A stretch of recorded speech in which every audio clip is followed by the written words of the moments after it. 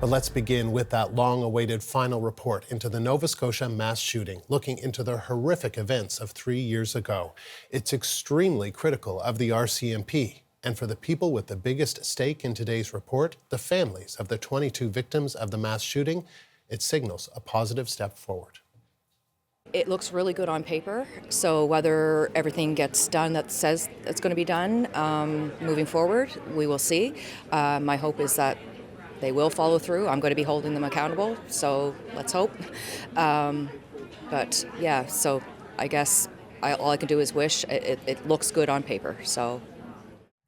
Let's turn to the CBC's Brett Ruskin, who has been following this story for us all day today. So Brett, tough to get you to kind of sum up the 3,000-page report, but what are your main conclusions of this report?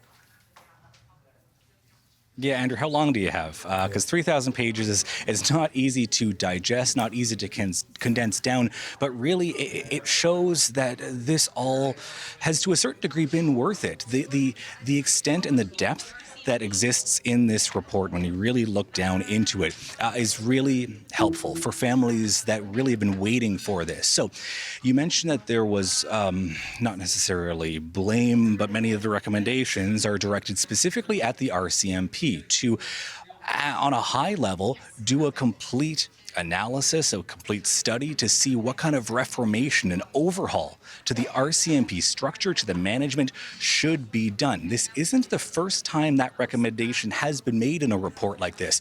There have been similar reports in 2020, one in 2007 as well, calling for a significant reformation to the RCMP. This report calls on it again. That's the high-level takeaway in terms of the nationwide RCMP scope. But if you take a look down at this, the specific shortcomings exhibited by the RCMP as a result or during and in the aftermath of this shooting, you take a look at what happened there on the evenings of April 18th into the morning of April 19th, those 13 hours that the gunman left Portapique, went community to community, killing those 22 people, including a pregnant woman.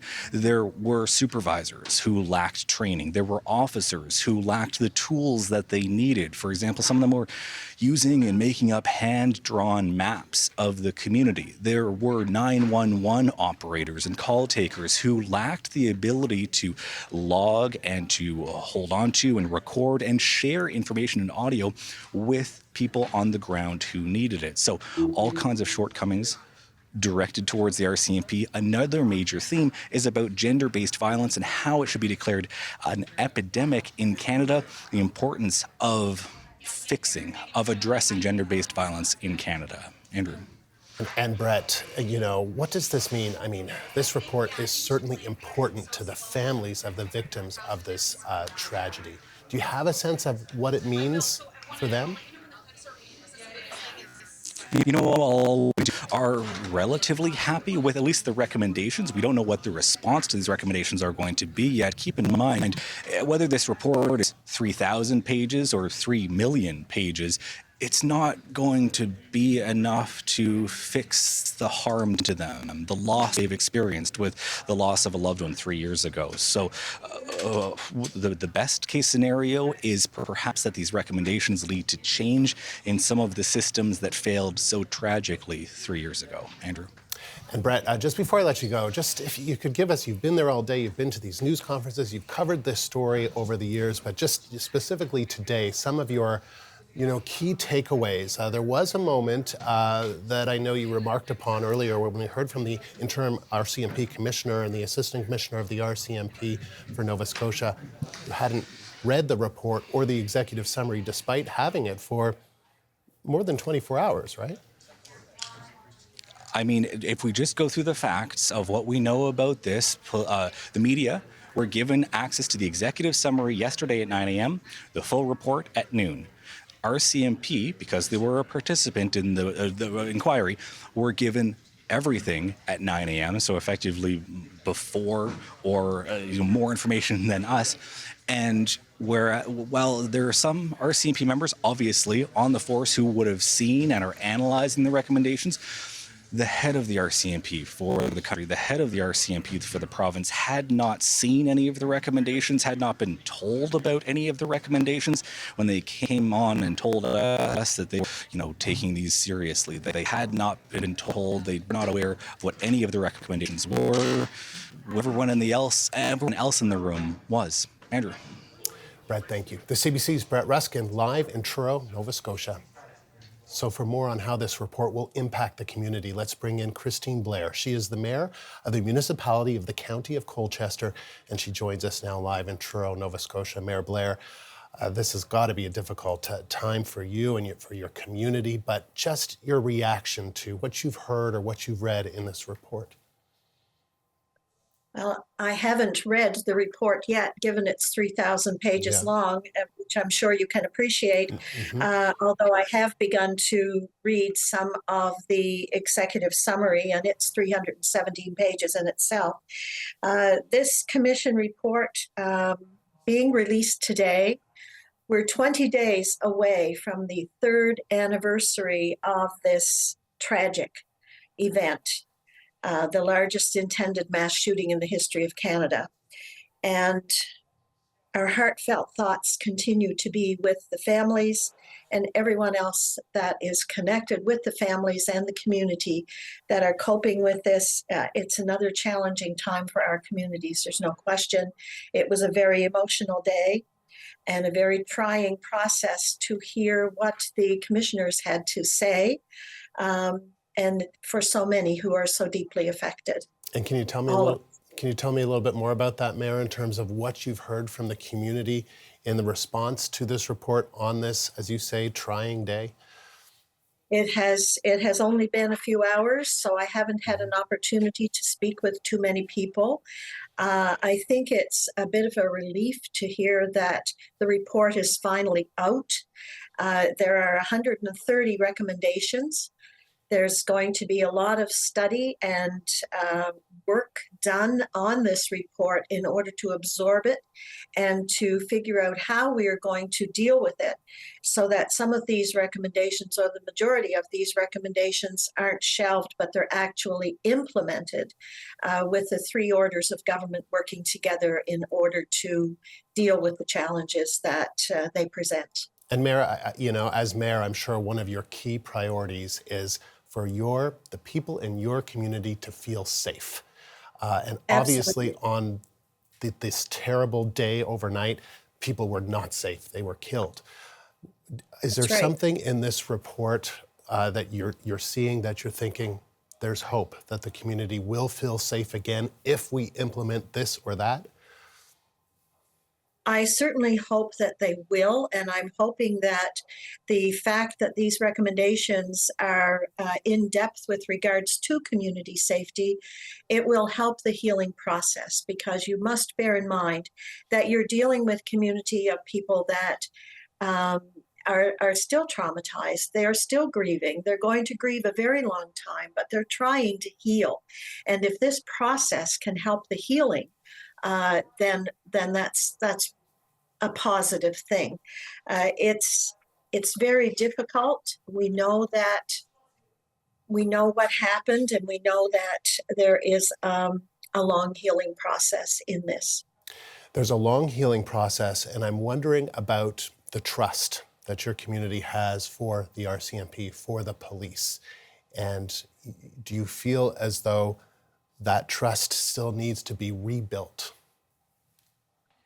I believe a level of trust has to be rebuilt. I understand from comments in the community that the people who were there that night, the RCMP officers, the first responders, the firefighters, all of those people who were there that night, the boots on the ground people, that they're only held with a lot of respect. They didn't know what they were walking into. They walked into hell.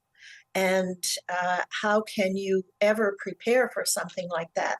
Were mistakes made based on the information that we have received from the report, which is more in depth than I knew about before? There were things that could have been done a lot better in order to prevent or to alleviate some of the things that actually occurred. Mayor, what is your message for political leadership, or for leaders, or for police and the RCMP, for the province or the federal government, whomever, because it's got to be higher levels of government that are a big part of this, right? You did talk about community safety as well on a more local level, but what's your message to them about this report and taking action sooner rather than later so that it doesn't just collect dust on a shelf? Well, it has to be done. There's no question of that. And we all recognize that the federal and the provincial levels of government have more jurisdiction in this sort of thing than the municipal level of government does. Our goal, our first order of business, will be to resume our municipality's policing review that was initiated prior to the mass casualty, because this process and these recommendations will impact that. Plus the fact our provincial government was doing a review of policing standards. So all of this is going to impact how we deal in the future with our policing situation. But we hope that this report will help us. We hope that it will create a better situation for our community safety. And we hope that every reasonable measure will be taken in a collaborative effort with the three orders of government to prevent violent acts from happening in the future. I would say those would be our goals. I would say, Mayor, that everyone watching in the country is hopeful along with you that you will have safety in the community again. Thank you for taking the time today. Thank you. Christine Blair is the Mayor of the County of Colchester, where Portapique is located. RCMP Interim Commissioner Mike Duhem says a team will now study the recommendations in the report and develop an action plan. For more analysis on the Commission's findings, let's turn to Bruce Pitt-Payne. He is a retired RCMP major crimes investigator, and he joins us now from Maple Ridge, British Columbia. Bruce, appreciate you taking the time today. No worries. What is your what's your main takeaway, or at least what's your sense of the assessment that the Commission has found regarding policing? Because 75 of the 130 recommendations are focused on policing.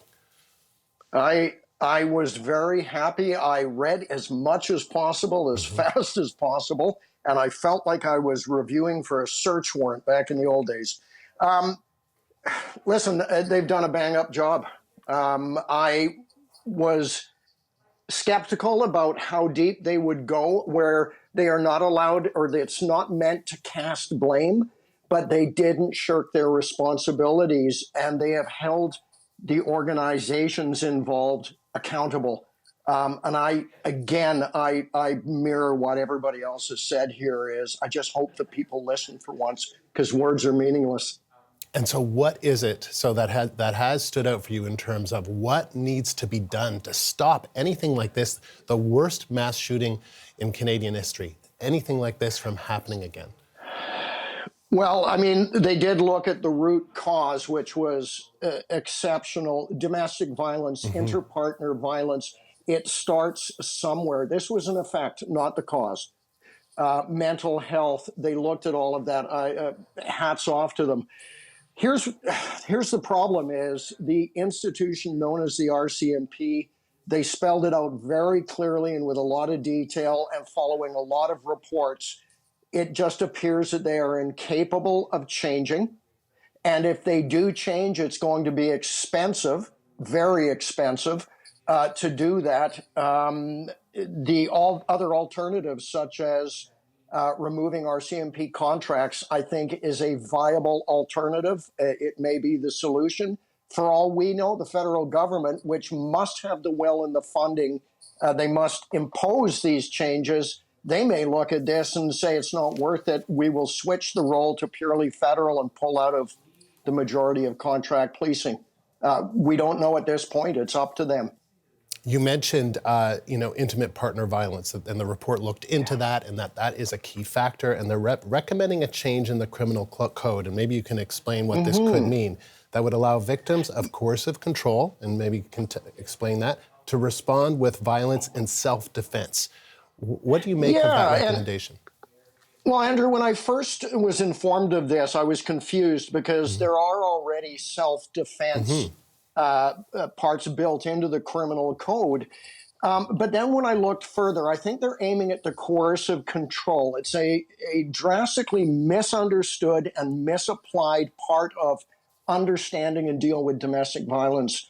What it means is where one person has control and can overpower, overwhelm, control every move of that person, so they have to put up with the other negative aspects of the violence by staying in that relationship. Financial control, tracking people, stopping them from talking to friends so they might not disclose it, those sort of things. So what we have is that wouldn't normally, if this is, I'm reading it right, that wouldn't normally be a good reason to use self-defense, physical defense, in order to get out of that relationship, because it's not a violent act by the accused, by the suspect. So this might give people a way of getting out of that relationship.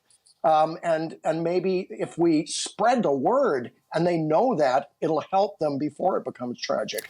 I want to ask you, I know you've said you've tried to read as much as you can, but there was a moment today where we heard from the commissioner and the assistant commissioner of the RCMP for Nova Scotia saying that they hadn't read the report. They've had it since 9 a.m. yesterday. There's also an executive summary. There's recommendations. So I don't think anyone would expect anyone to read a 3,000-page report, but then you present yourself to the media and say you haven't seen a copy of it. What did you make of that?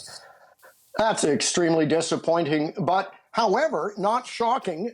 There's already lots of stuff going up on social media saying, well, isn't this typical? This isn't shocking. So two things are happening. Either that they didn't get the report, or they're lying and saying that they haven't got a chance to review it. Either way, that sure doesn't go to the trust we were expecting at the end of this. Bruce, appreciate your time. As always, thank you. You're welcome. Bruce Pitt-Payne is a retired RCMP major crimes investigator, joined us from Maple Ridge, British Columbia. Prime Minister Justin Trudeau was in Nova Scotia today. He said it was important for him to be in Truro to show support for the families of the victims, and added the Commission's report will be carefully studied. Obviously, I thank the Commissioners for their comprehensive work, looking at all aspects of what happened and how we need to move forward. We will take the time now to properly digest and understand the recommendations and the conclusions and the opportunities that the Commission has put forward for us to take up. There's no question there need to be changes, and there will be, but we will take the time to get those right.